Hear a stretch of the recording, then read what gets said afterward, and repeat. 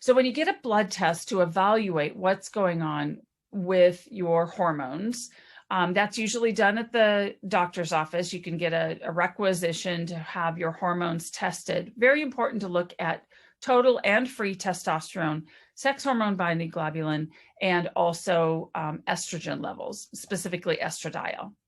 Now, if you are not able to have a blood draw done, which is the standard of care, you can also look at hormones in saliva. And that is another form of testing that is available, because men's hormones can become imbalanced really pretty much at any age. So your hormone peak is around 18 to 25, and then they slowly decrease over time.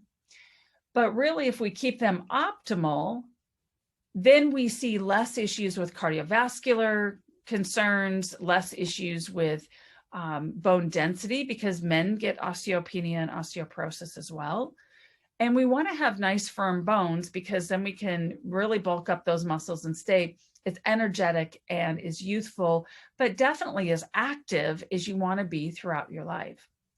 So saliva testing is available. It's many times not covered by insurance. So if that is a stopgap for you, then that's important to know.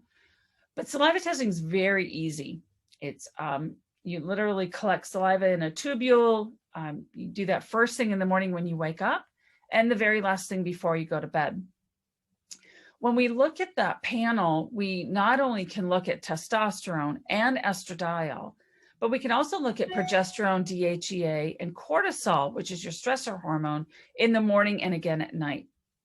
Because again, some of the symptoms that men experience with hormone imbalance are fatigue, especially in the evening. They just don't have that get up and go kind of feeling. That tends to decrease with time, but it tends to be more of an evening fatigue.